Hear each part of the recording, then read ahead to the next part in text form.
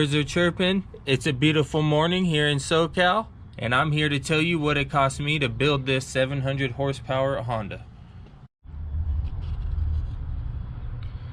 Now I'm gonna start with the transmission, guys, and where I'm getting my figures here is what I paid for each individual part, and that being the gear set, the LSD, the synchros, and other related parts like shims and bearings and stuff like that to actually install all the parts and make sure everything was good. And keep in mind, these figures are based off of doing the work yourself. That's what my channel is based about. It's about getting in the garage, getting in the shop, and doing it yourself. So keep in mind that these are not figures that would be covering the install of, from a reputable shop.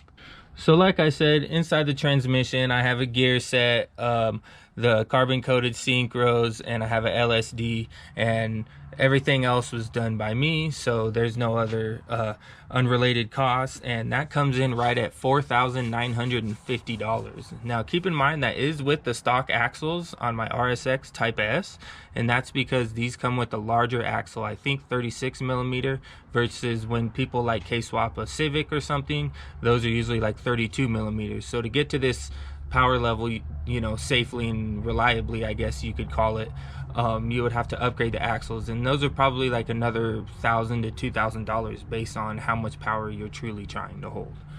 So moving forward to the turbo kit, and again, you guys keep in mind that this is based on building your own kit. So this is not based on buying a kit from some of these large manufacturers that we're pretty used to hearing about and have become like a household name in the front wheel drive import industry.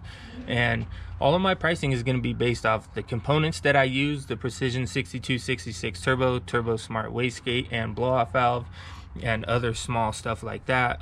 I custom made this line, so I don't even remember what that costs. I'm not going to include that in the estimation of what this costs. I don't have all the paperwork with me, but everything that I have in the turbo kit is going to be right around $4,000, and that is not including what it costs you to produce it yourself, as far as like the welder and the gas for the welder and stuff like that. So keep that in mind, and that is all the components for the turbo kit, from the front bumper to the back bumper. So I want to talk about the fuel system now, and that seems like something that a lot of people seem to overlook, and that's something that I encourage everybody to not overlook, or you shouldn't base stuff off of your fuel system. You should leave your fuel system with a little bit more room always, just in case. And what I have into the fuel system, being injectors, all the AN fittings, all the lines, the fuel pump, and the fuel pressure regulator, everything like that, is $2,150. So I know that seems like a big cost for something like a fuel system after you've already spent $5,000 on your transmission, $5,000 on your turbo setup, or whatever you spend, but it's something you can't overlook. I mean, it's so important to keeping your engine cool internally, so make sure you don't overlook the fuel system, even if it does cost something that seems drastic, like $2,100, like me, for only 4 injectors. Okay, the engine. This is probably what everybody's waiting for, is finding out what it costs to truly build a 700 horsepower capable K-Series. Well, that could be broke down a couple ways. I don't believe that you can get 700 out of a stock K-Series, okay?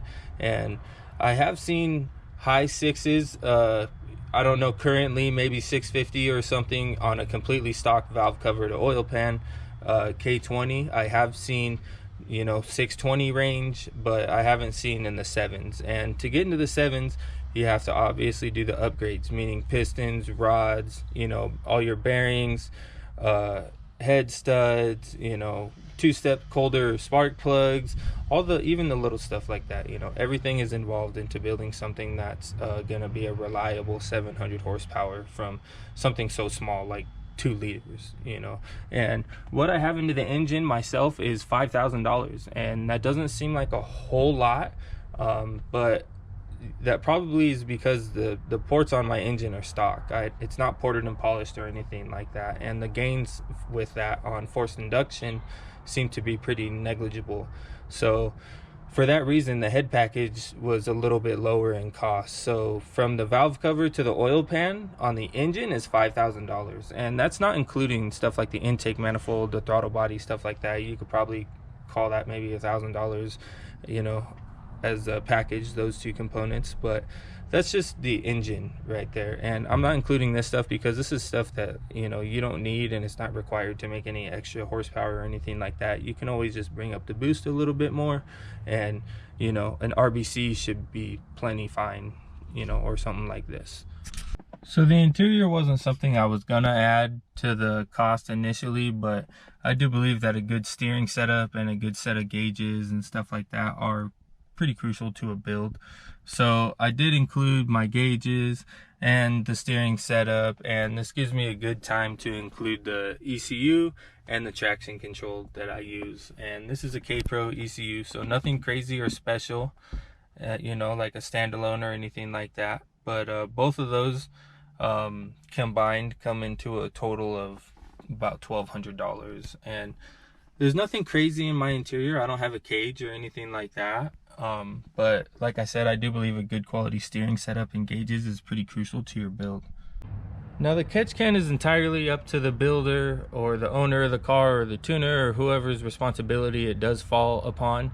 And this is something I made myself. Obviously my brand is welded to it, and if you see my previous video you would see that Rush is pretty much everything that I create. And this catch can is dual -8 vented from the valve cover, and it just has a large vent right here with some internal baffling, and that's something that could come in between anything, I would say $200 to upwards of, I don't know, $600 based on how complex your vent system could get with your engine. You know, system on a 4-cylinder is probably going to be less complex than something on a V8 or a V10 or something like that.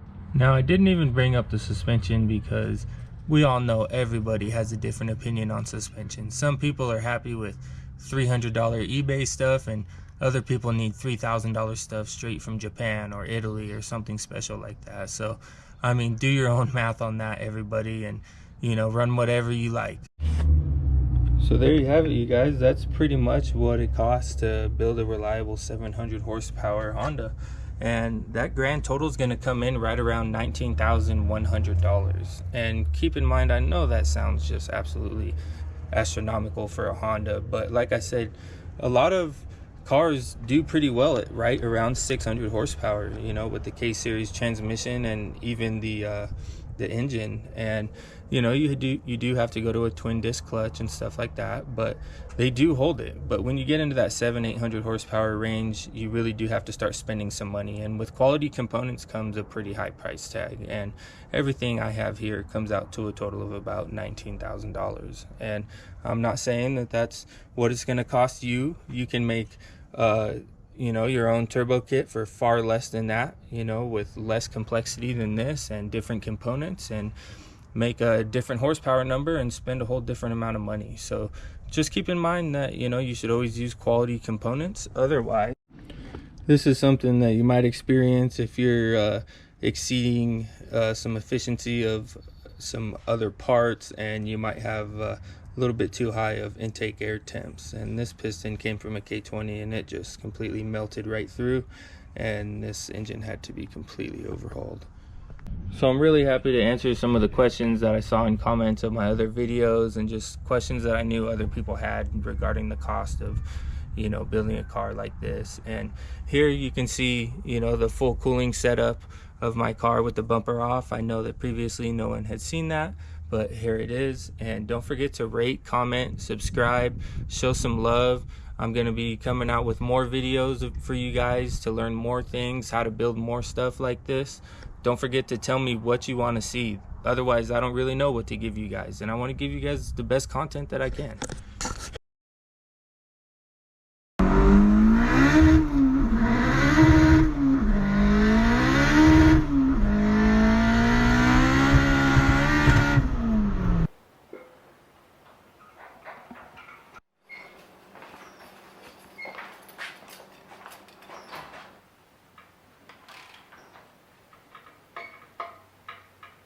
Hoping like everybody already got to their destinations and shit.